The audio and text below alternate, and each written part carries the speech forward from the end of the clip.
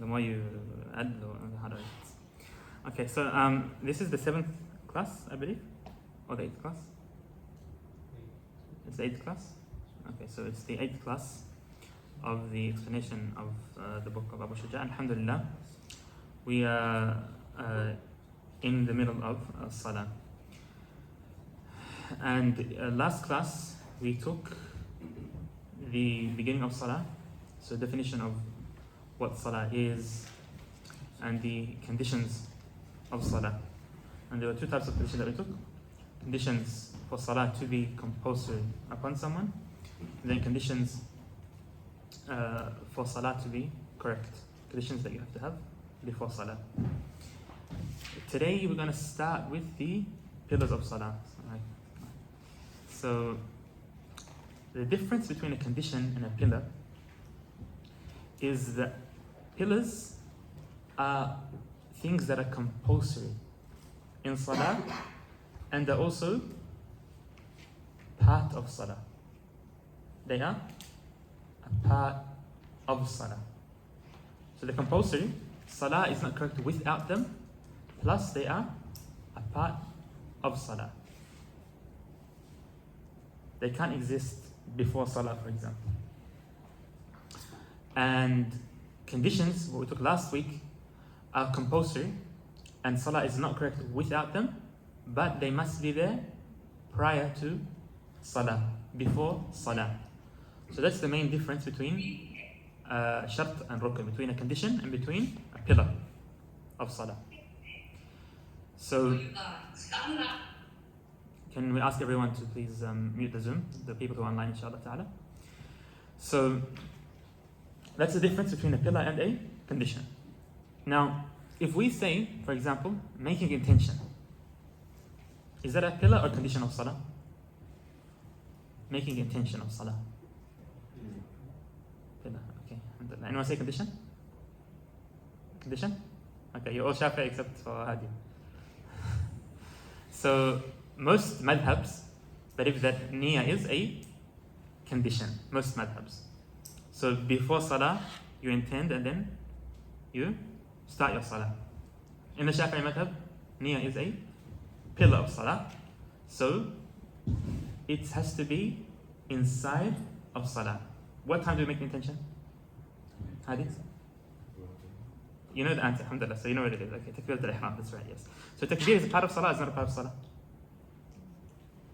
Takbeer is part of Salah. So the intention is inside Salah, it's done in a part of Salah. And that's the approach of the majority of Shafi'i scholars. Imam Ghazali used to have a different opinion, and he used to say that pillar is a condition. But the rest of the Shafi'i scholars have all said that the intention is a pillar of Salah. So inshallah we're going to start with the pillars of Salah, or the Arkan, or integrals of Salah, inshallah ta'ala. The author says, Bismillah ar-Rahman ar-Rahim, فصل وأركان الصلاة 18 ركنا النية والقيام مع القدرة وتكبيرة الإحرام وقراءة الفاتحة وبسم الله الرحمن الرحيم آية منها والركوع والطمأنينة فيه والرفع والاعتدال والطمأنينة فيه والسجود والطمأنينة فيه والجلوس بين السجدتين والطمأنينة فيه والجلوس الأخير والتشهد فيه والصلاة على النبي صلى الله عليه وسلم فيه والتسليمة الأولى ونية الخروج من الصلاة وترتيب الأركان على ما ذكرنا. Can we ask someone to read, inshallah? There are 18 integrals, Arkan, for prayer, mentioned in their order of occurrence. A. Intention. B. Standing when one is capable of doing so. C. Saying the opening Allahu Akbar. D. Reciting Al-Fatihah and Bismillahir-Rahmanir-Rahim is one of its verses. E. Bowing. F. Reposing therein. G. Rising and standing straight. H. Reposing therein. I. Prostrating. J. Reposing therein. K. Sitting between the two prostrations. L. Reposing therein. M. The final sitting. N. Saying the tashahhud therein. O. Saying the prayers upon the Prophet sallallahu alaihi wasallam therein. P. Saying the first Assalamu alaikum. Q. Intending to exit from prayer. And R. Performing the integrals in this order. Now, before we get into this, what he mentioned by intending to exit from prayer is not a integral according to the Mu'tamad. So these are one of the things that the author, he had an approach, he had a stance that was later on was not later on approved by the scholars of the madhab. So intending to exit from salah is not a condition. You don't have to intend to exit from salah while you make salam. While you make the salam.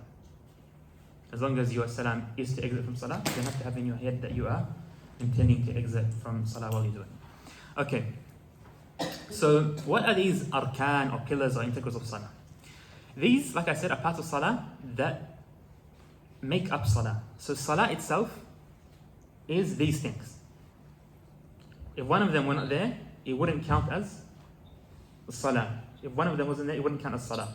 So if you were to say, for example, if you were to say salah is making intention and saying Takbeer al-Ihram and reciting Fatihah and making Ruku' and getting up from Ruku' and making sujood and doing the final tashahhud and sending salah on Prophet ﷺ and tashahhud and saying salam, this would be a correct answer. If you were to say the definition of salah are these things, it would be correct.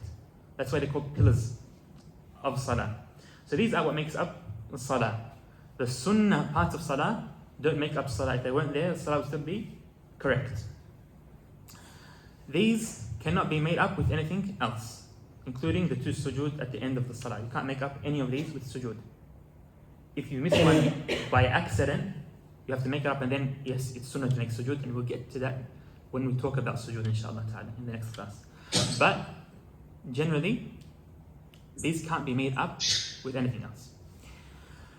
Now, salah has three kinds of actions, and we're going to take them all today inshallah ta'ala. Three kinds of actions, or sayings. The sayings and actions of salah are three things: fard, or rukn, or pillar, or integral, which is what we're taking now. And the next is a hayyah. Hayyah means a general, an addition to salah, or an extra part of salah, or something that isn't as important as the other parts of salah, and we'll get to that inshallah. And then you have al-ba'd, which are non-compulsory parts of salah. They're a little bit more important than hayyat. These three things are what salah contains. Now, if a fard is missed, it must be made up, as we are going to mention inshallah. If a sunnah is missed, if a sunnah is mixed, if a ba'd is missed, you should make sujood al-sahw. It says on the presentation that if a ba'd is missed, you don't do anything, but the correct spelling, it's just a spelling mistake. The correct thing is that if a hayyah is mixed, you don't do anything. So if a hayyah is missed, you don't do anything. And we'll get to that inshallah ta'ala at the end of the class. Okay, the first thing we have is intention. And we explained in Kitab al-Tahara what an intention is, how to make intention, what the definition of intention is, and we went into the details of that. So salah is 3 levels. We're just going to talk about how to make intention in salah. The rest of the details of intention we already took in tahara, so we're not going to repeat. Salah is 3 levels. Fard, which is compulsory salah, which includes what? It includes salat al-janazah. Salat al-janazah is fard. It's compulsory upon some Muslims. Okay? So any prayer that is compulsory has special intention. And then you have nafal muqayyad. Okay? A salah that's not fard. A recommended salah that is done in a specific form or way or time. So a special or a specific sunnah prayer. Okay? And then you have general sunnah prayers. So these are 3 categories of salah. The intention you make is going to be different in everyone. For fard salah, you need to intend three things. Three things need to be intended when you pray fard salah. Okay? So you need to intend to do salah. For example, you say, I am praying. Or usalli, I'm praying. So you intend that you are doing this salah. Number two, you need to intend the type of prayer that you are praying. So you intend dhuhr, or asr, or maghrib, or isha, or janazah. And after that, you need to intend to pray the compulsory salah. So you say, for example, I pray the compulsory salat al-dhuhr. I pray fard salat al-dhuhr. Dhuhr, that is compulsory, that is fard. Usalli fard al-dhuhr in Arabic, for example. Yeah, that intention is enough for a compulsory prayer. You need to intend three things. In any language you intend, any way you want to say it to yourself, as long as these three meanings are in your mind, that's enough. For specific nafil prayers that have a specific way, a specific reward, okay, you need to intend two things. To pray, to do the prayer, okay, that you are praying, and the type of prayer that you are doing. But you don't have to intend that it's nafil or anything like that. So for example, if someone wants to pray Eid prayer, what do they intend? They're praying, I pray Eid al-Adha, for example. That's it. Okay. And then general prayers don't need other than one thing, which is to intend to do the salah. I'm praying to Allah. Allah. That's it. I'm praying to Allah. Or I'm just praying. You don't have to say Allah. Just I'm praying. That's it. Some specific nafil prayers have the same ruling as general prayers. Why? Because they are not really specific. The most important thing is to do any salah in that time. Prophet ﷺ said, if you enter the masjid, pray. If you pray fard, does it count? It counts. If you pray fard, why? Because you're praying. Prophet ﷺ said, pray when you enter the masjid. Okay? So any prayer counts. If you pray the sunnah before dhuhr, does it count for the sunnah of entering the masjid? It also counts. Okay? So doing any salah in these cases count. So the specific salah that are not meant to be specific, they're just there for the reason of someone praying, also don't need other than the intention of just praying to Allah subhanahu wa ta'ala. Okay, so anyway, specific prayers, which we're going to take inshallah ta'ala in this class, have an intention, general prayers have an intention, and then fard salah has a different intention. The second thing we're going to take inshallah is takbiratul ihram. And the wording for takbiratul ihram is Allahu Akbar. Allahu Akbar. So there are two words in takbiratul ihram. Allah and Akbar. Allahu Akbar. And it's best to say in this form, Allahu Akbar. Most forms that you say, if you change it, won't count. If you say Allahu Al-Azim, for example, Allahu Al-Jalil, it won't count. You have to say Allah and you have to say Akbar. There are only a few things that if you add, don't break your takbiratul ihram. Like saying Allahu Al-Akbar, Allahu Al-Akbar. Just adding alif lam. That's okay. It won't break your takbiratul ihram. Okay? Or adding another attribute of Allah subhanahu wa ta'ala. Allahu Al-Azim wa Akbar, for example. Allahu Al-Jalil wa Akbar. Allah the greatest, Allah the most significant is the greatest, for example. That's okay.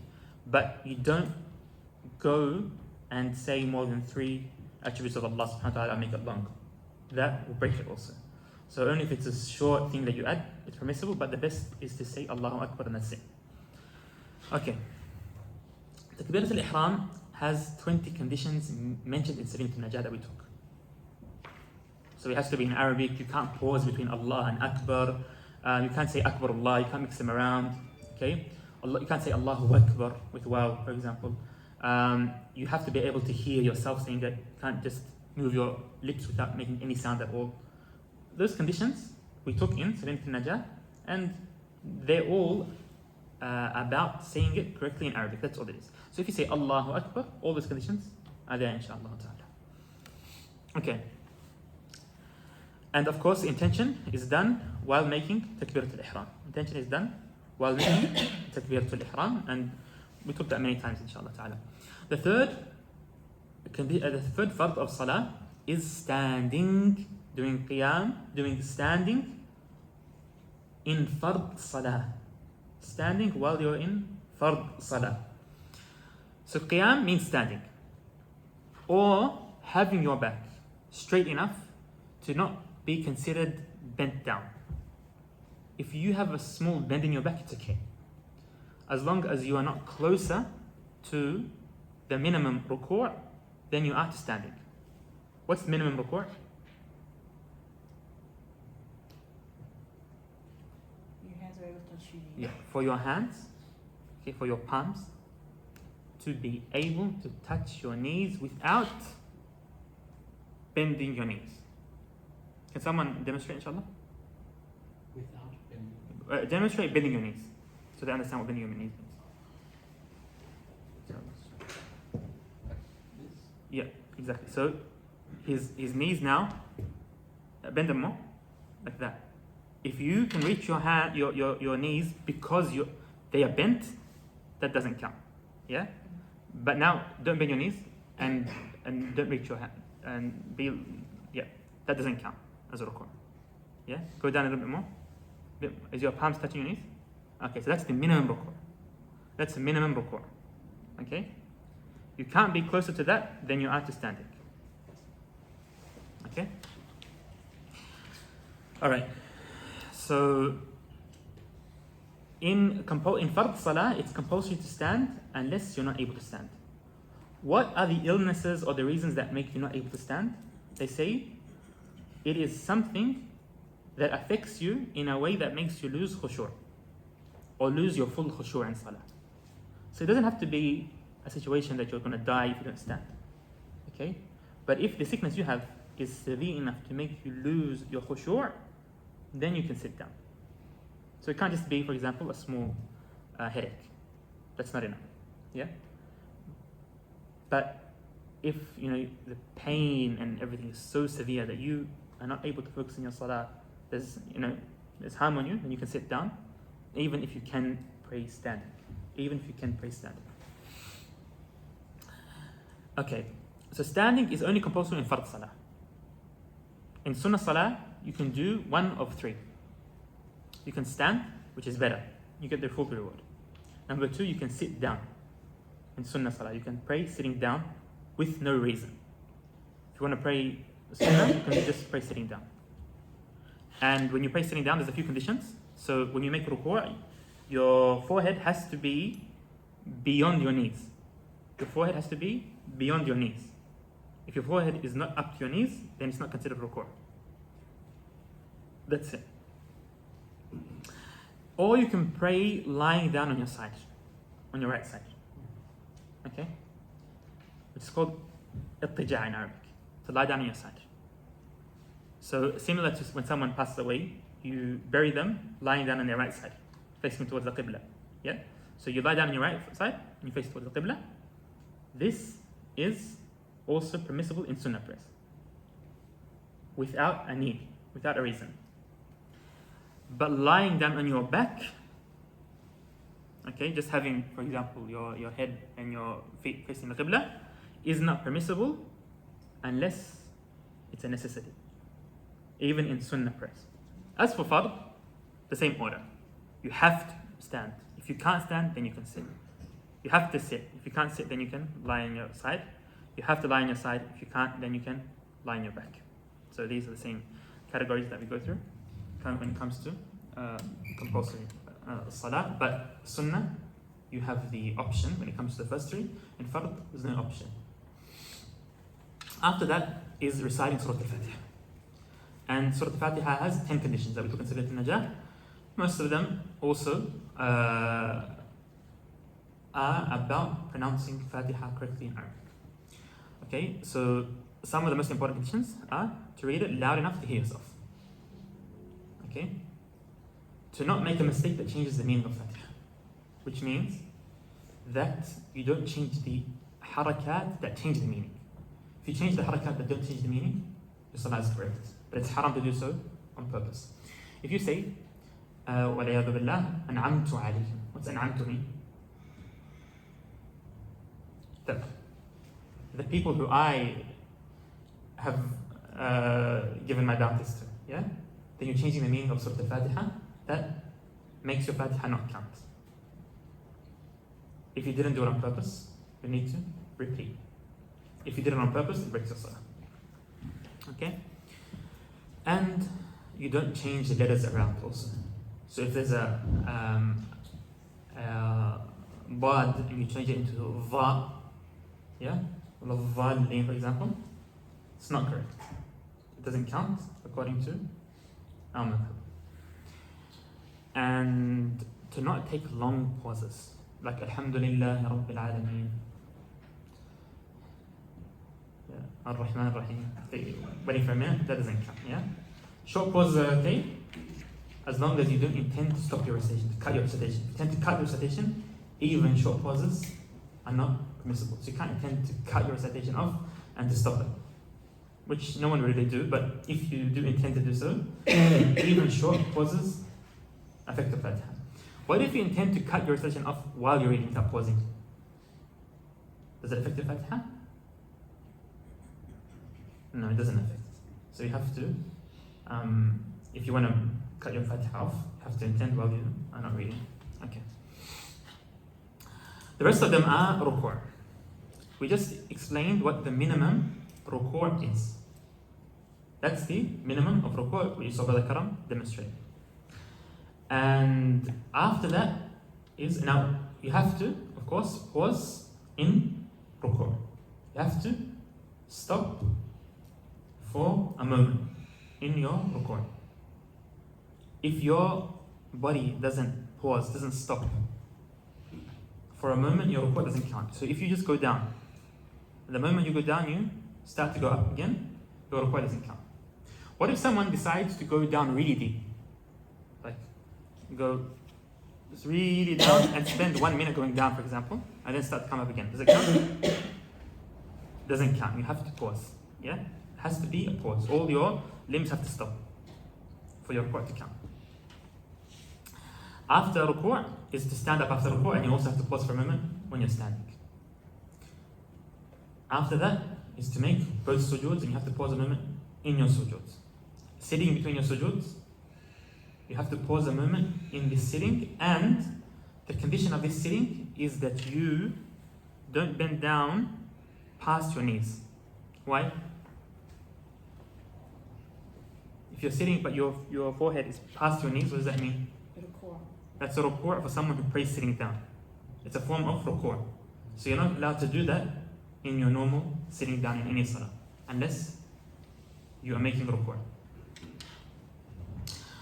Also, the last tashahhud is a pillar of salah, and the last tashahhud has a minimum requirement and a maximum, and many other ways to say it.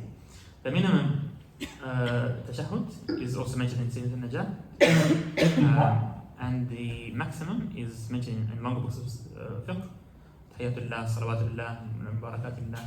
It's very long, but any form of tashahhud that you do, inshallah ta'ala, counts. And after tashahhud, you send salat on Rasulullah sallallahu alayhi wa sallam. That is also a condition for your salah to be correct. Sending salat on Prophet sallallahu alayhi wa sallam also has to be a clear salah, Allahumma salli ala Muhammad or something like that. You can't just say sallallahu alayhi. That doesn't count. Praying in this order. So if you start with tashahhud and then you go to ruku', that doesn't count, for example.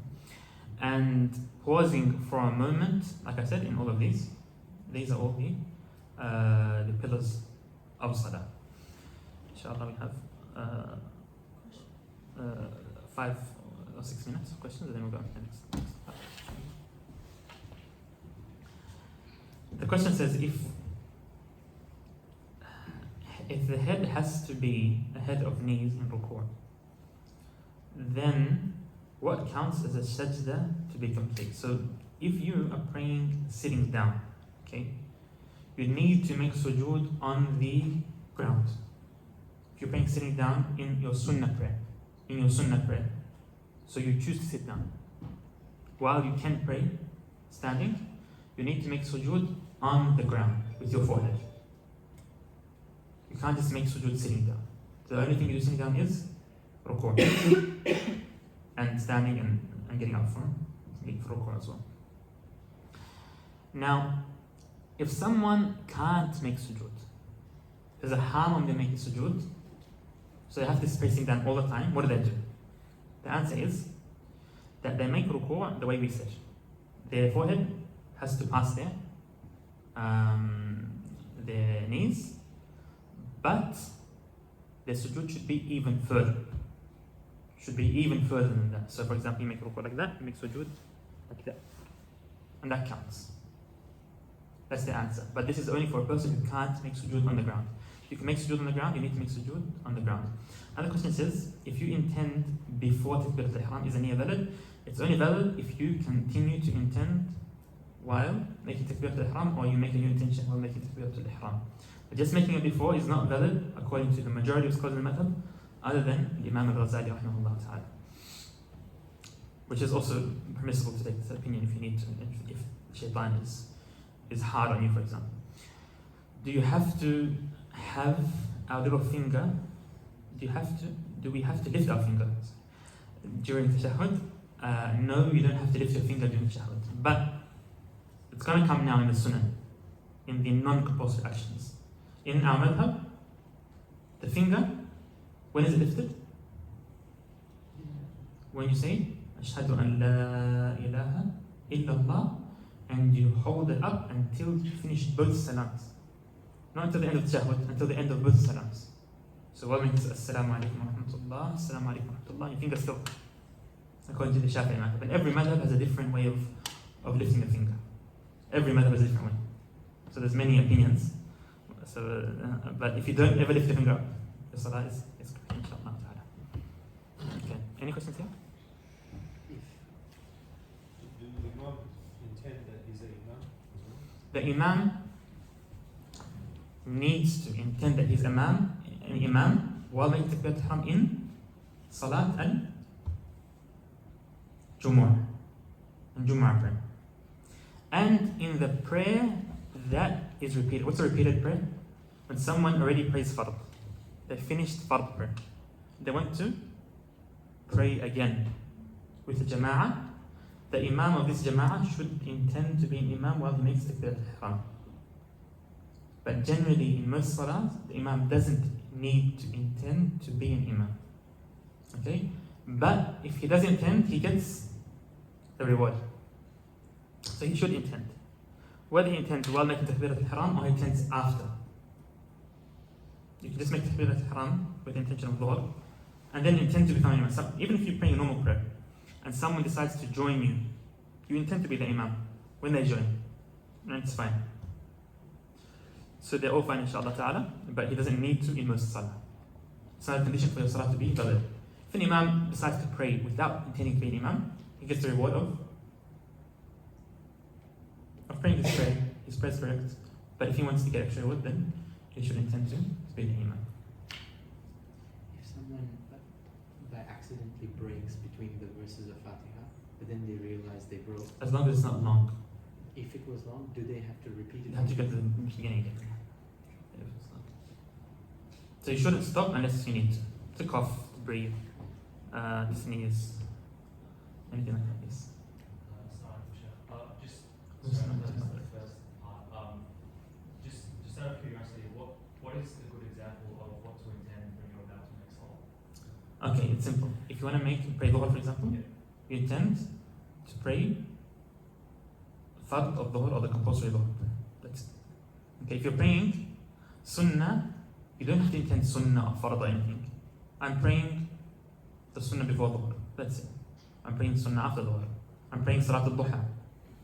I'm praying Duha. I'm praying Witr. Okay? Anything like that. As long as you, and if you go back to the class inshallah when it's recorded, you'll see that there's 3 levels of intention. Compulsory salah has the most detail. You intend to do the salah, you intend the type of salah that you're praying, and you also intend that it's compulsory. In Sunnah salah, you don't have to intend that it's Sunnah or compulsory or anything like that. And in general, Salah, just praying goes to Salah for no reason, all we have to do is intend to pray in it. So, inshallah, you'll find that in the recording. But that's an example of what you intend. Yes? Sheikh, if you're praying behind the Imam, when do you actually recite the Fatihah? Is it alongside the Imam? If the Imam is Shafi'i and he decides to pause after he recites Fatihah, so he says Fatihah and then he gives everyone the chance to recite Fatihah, which is what Imams should do. Okay? And in that time he does his own recitation or dhikr or anything, then you wait for that. If you know he's not going to do that, you can recite anytime, you have to recite. If you think he's going to do it and he doesn't, he starts reciting after Fatihah, then just recite what he's reciting. But you have to do your recitation, no matter what. Unless the time he stands is not enough for you to recite. The time he's standing is not enough to recite, that will come inshallah. You know, when someone's late, when they enter late, or when the Imam doesn't give you enough time, then there's different rulings for that.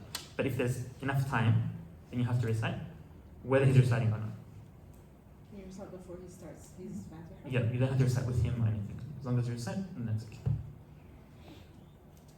Okay, yes. Just one last question, just to follow up. So, if you're praying by yourself, like for example, I was praying Fajr a couple of days ago at the masjid because I missed it, so I prayed by myself, and another person joined me. Do I still have to intend to be the Imam because I was maybe Imam unintentionally?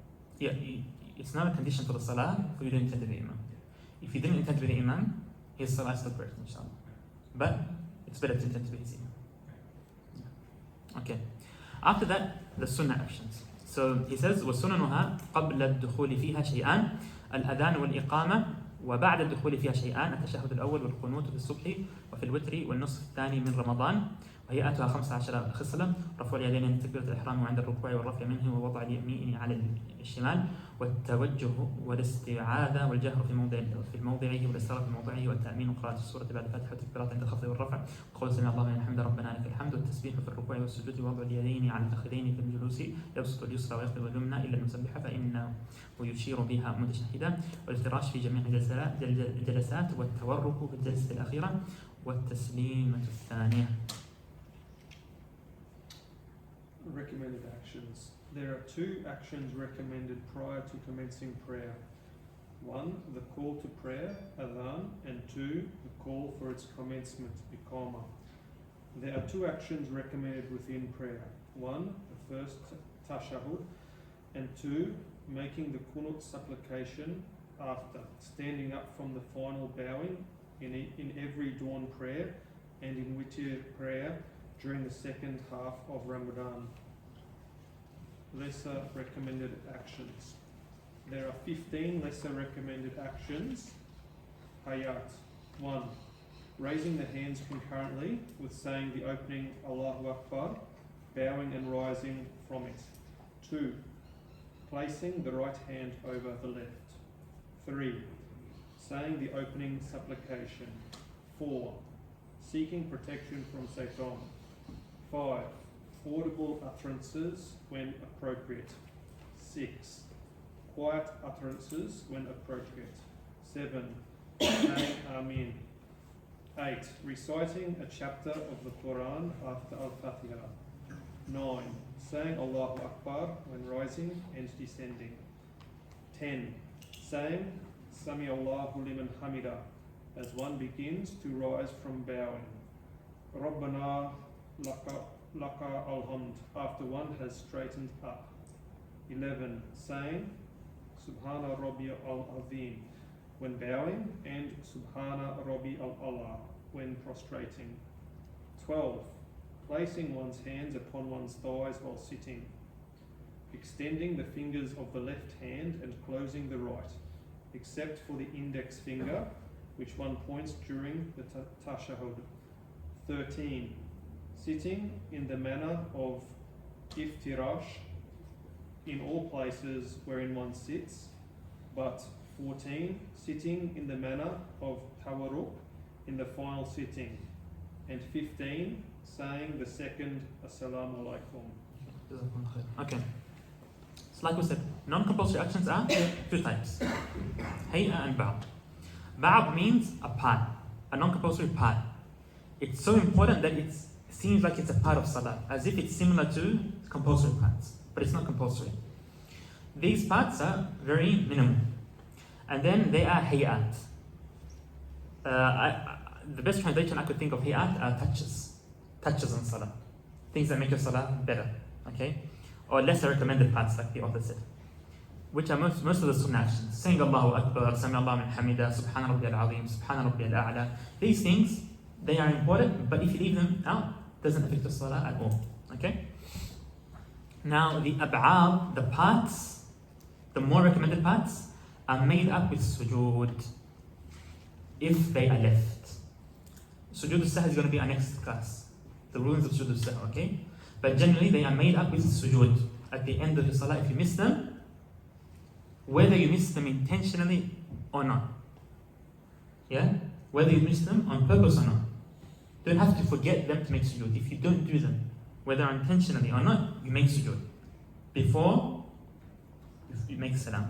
So after tashahhud and before salam, you do 2 sujood. The hay'ah acts, the lesser recommended ones, are not made up with anything like we mentioned at the start of the verse. Okay. What are the ab'ad? The author says that they are 2. Yes, he said tashahhud and qunut. Okay. In most books, the scholars say they are 20, not 2. How does 20 come out of 2? Let's see. The scholars say, so generally most of them come out of these 2. But why are they called 20? I'll explain why. The first thing is qunut. When do you make qunut? 2 times you make qunut. You make qunut in salat al-fajr, in fajr prayer.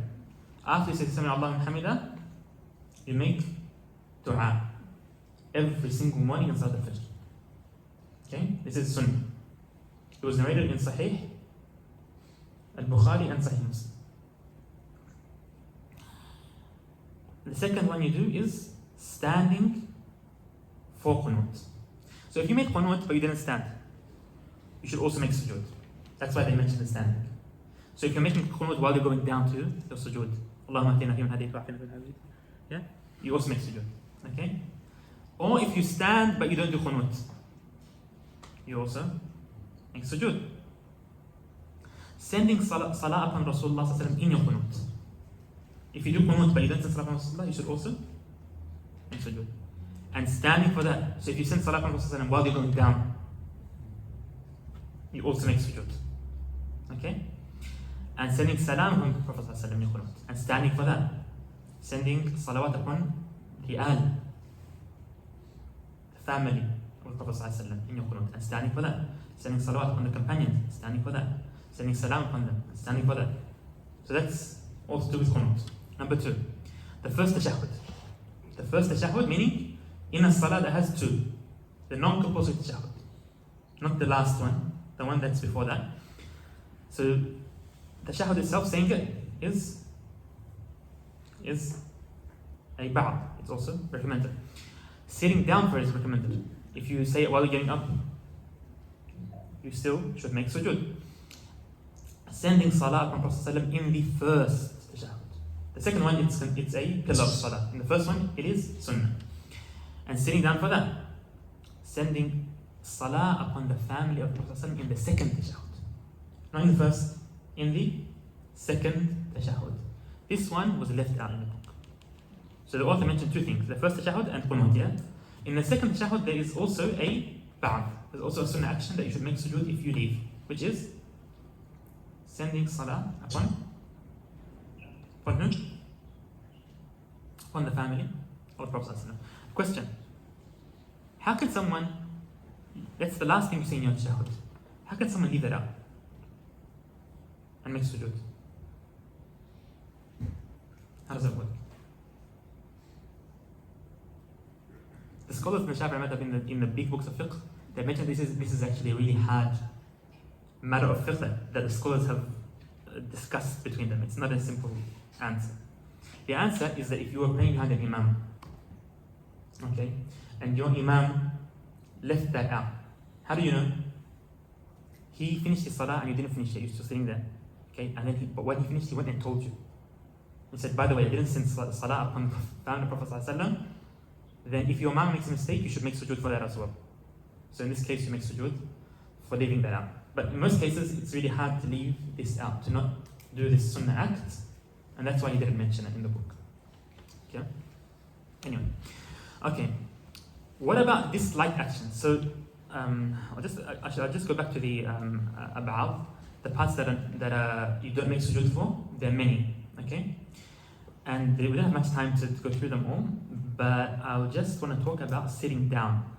It says that you do tawarruk and you do iftirash. Yes? When you sit down, in other than the last tashahhud, okay, you do tawarruk, which means that you sit down and you sit on your foot. So you have one foot up and the other foot is underneath you and you sit on it. You don't sit on the ground, you sit on your foot, which is the way most people sit in salah. Okay?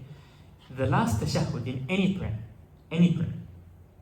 whether it has two tashahhuds in it or not, whether it's witr or sunnah or fard or anything, you should sit on the floor, not on your foot. So both of your feet are on the side and you sit. So one of your feet is, of course, is holding your body, but they're both on the side and you are sitting on the floor. You're touching the floor, not sitting on your foot. That's called iftirash. That's the only thing that I wanted to explain. Okay, disliked actions in salah. This is not mentioned in the book. So many actions are disliked in salah. Generally, all the sunnah actions, not doing them is disliked. All the sunnah actions. In our madhab, anything that's sunnah, if you don't do it, it becomes makruh. Okay? But some of the most important ones that the scholars mention are moving your head around in salah without a need. Moving your head around. But what about moving your chest around like that? Is that makruh? It's haram. It breaks your salah. If you were to do that, you're not facing the qibla anymore. Yeah, but your head, if you move your head around, it's disliked. Okay, reading loud in quiet salah. If someone goes to dhuhr and starts to recite dhuhr out loud in dhuhr. And I think I've seen some people do that. They saying, oh, you know what, it's not compulsory, so I'm going to teach people that it's not compulsory to do that, so I'm going to read out loud. That's makruh, that's disliked, yeah? You're going against the order of Allah subhanahu wa ta'ala. Or reading quiet in loud salah is disliked also. One, praying in the same place all the time. In the masjid sometimes you find that some people, they have one specific place, they only pray in that place, they don't move, no matter what. Yeah? And if someone goes there, they get very upset. It's their place in the masjid, they own that place, yeah? That is disliked. That is disliked in salah. It's makruh. So you should change the place you pray, and then after you come back to your place you pray. It's okay. But change around every now and then. Don't only pray in one place. Let different parts of the masjid witness that you prayed on their judgment, inshallah. Because where you pray, inshallah, will be a witness for you in their judgment. Okay, and the last part of the book, which is very simple, inshallah, of today's class, we're just going to read through it, inshallah. It says, فصل والمرأة تخالف الرجل في 5 أشياء فالرجل يجافي مرفقيه عن جنبيه ويقل بطنه عن فخذيه في السجود ويجهر في موضع الجهر وإذا نابه شيء في الصلاة سبح وعورة الرجل ما بين سرته وركبته والمرأة تضم بعضها إلى بعض وتخفض صوتها بحضرة الرجال الأجانب وإذا نابها شيء في الصلاة صفقت وجميع بدن الحرة عورة إلا وجهها وكفيها والأمة كالرجل. Men and women during prayer. Women, with respect to prayer, differ from men in 5 things. A man, 1, spreads his elbows out from his sides. That's what he's doing? What he's making? Sujood, yeah? 2, raises his stomach from his thighs during bowing and prostrating. 3, recites audibly when appropriate. 4, says Subhanallah if something occurs during So if you're praying behind the Imam or if there's a need, say Subhanallah. If there's a need to make people notice something, to make people aware of something that they're not aware of, how do you do that? Subhanallah, Subhanallah, Subhanallah, make tasbih. And 5, his nakedness is the area between his navel and his knees. Whereas a woman, 1, draws herself together when bowing and prostrating. So she doesn't? spread her hands out. She keeps herself together. 3. Lowers her voice in the presence of men who are not close relatives. 4. Claps if something occurs during prayer. Okay. Yeah. So she claps by hitting the top of one hand with the bottom of another. And Not 5. like that. Yeah, like that. And 5. A free woman must cover her entire body except her face and hands, while a female slave covers the same as a man. No. Okay. So these are generally the differences between the salah of a lady and the salah of a man, and this is an important part of Abu Shujā. Most books don't mention this. So it's actually one of the parts in Abu Shujā that are not mentioned in most other books. Anyway, Are these all mustahab or is it compulsory to so these are differences. Most of them are mustahab. Most of them are sunnah. So if a lady decides to pray with her arms up, that's last prayer. Doesn't fit. Even if a lady raises her voice, okay, her salah is not affected by that. Doesn't affect her salah.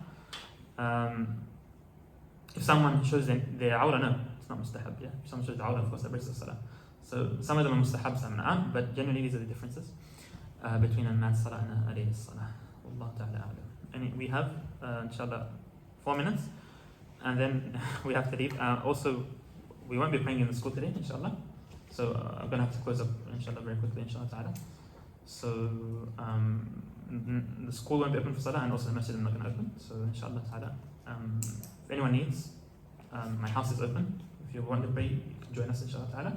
But I will need to close the school, inshallah ta'ala. Any questions? Fajr prays behind the Imam in massages, they don't really do that. Qunut. Yes, good question. If the Imam doesn't do qunut, doesn't make dua qunut, what do you do? Most Imams in the world don't do qunut. And in Shafi'i countries, like, I really enjoyed Indonesia when I went there 3 days. It's the first time in my life that I opened the window of Fajr and everyone's making qunut. MashaAllah, it was beautiful. Yeah, most places you don't witness that. When the Imam doesn't do qunut, okay? If you are going to make it to sujood with him, then the detailed answer is mentioned in larger books of fiqh, but the short answer is if you can reach him in sujood, you're sure you're going to reach him, then do it quickly by yourself. Then go to sujood. Qunut's very short. So if it takes a long time, as a slow Imam, then do that. If you're going to miss both sujoods with him, then you don't do qunut, okay? If you don't do qunut at all, okay, or even if you do it, but the Imam doesn't do it, that means that your salah is complete, but one of the sunnahs have been left out. When you leave a sunnah out, or you don't leave it out, but your Imam leaves it, what's sunnah to do? To do sujood sahw, to make 2 sajdas before the end of salah. Okay, it's sunnah to make 2 sajdas before the end of salah. So one of the cities that I studied in, Ahsan, we had Hanafi mosques and Shafi'i mosques, but they were very harmonious, that they would pray together all the time. So one of the Imams of the Hanafi mosque was a great scholar, so all the Shafi'is would go and study with him after Fajr, so they would pray with him. He didn't make qunut, so everyone after Salah would make two sujoods. And people started to find it very confusing, so I said to them, look, I understand, your method is different, if you want to make sujood, don't pray with me, and I'm not going to be offended. So they said, khalas, we're just not going to make sujood, and we'll pray like you. So you don't have to make sujood. If it's going to cause a fitna, you don't need to do that. But it is sunnah, according to the madhab, to do 2 sujoods when the Imam doesn't do qunut. To do 2 sujoods, whether you do qunut or not. It's sunnah to make 2 sujoods because whatever's wrong in the salah of the Imam affects your salah in a way. Even though both your salah are correct if you don't do sujood. So if you're going to cause a problem, fitna, something, then don't make sujood. Just take the opinion that it's not sunnah, for example, and then your salah, inshallah, you get the full reward, inshallah ta'ala. But generally, the madhab is that it's sunnah, it's recommended to make sujood when the Imam doesn't. But use common sense when doing that. So, Sheikh, if you were in an Imam, would you take that into consideration to it, like if the Jama behind you, whether to do qunut or not? Like if you were... Yeah, I do sometimes, but most people don't really have an issue. Because most madhabs, if they do qunut, Doesn't affect the salah at all. Doesn't affect the salah at all. They don't have to make qunut with you, they can just stand there. But I do take into consideration when I feel that some people don't have any background. They don't understand the madahib or built on dalil. They don't understand that qunut has a dalil. Qunut has a clear hadith in the Sahih. One of the narrations in Sahih Muslim is that Prophet ﷺ continued to do qunut the rest of his life in Fajr. So the original hadith is that he started to make qunut when some of the Sahaba were killed. That's very famous.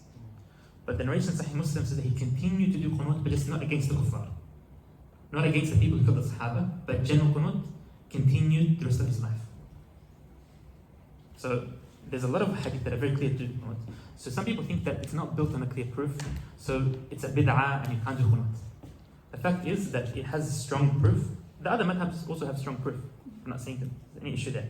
But some people don't understand that. So if people are very ignorant and they're going to make an issue or they're going to start to doubt their religion, khalas. Or you can make it quietly yourself as an imam. That's also permissible.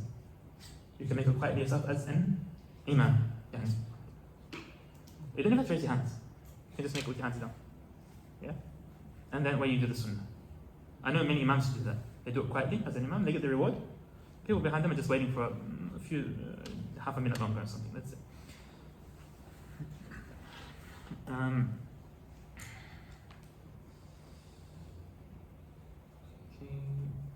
Is the recitation of the imam's qunut significant what is behind him? The people behind the imam don't make the same qunut as the imam. You say Ameen, or if you you can also when the tasbih, there's a bit of detail inshallah. We'll get to it, maybe get into in the next class if we don't have time inshallah ta'ala. But this is very late. But you don't have to say like the imam saying. You can just repeat. So you say Ameen in certain areas, and you do what the people are supposed to do behind the imam, and we'll get into the details of that in the next class inshallah ta'ala. Wallahu a'lam. Sallallahu alaihi wa sallam.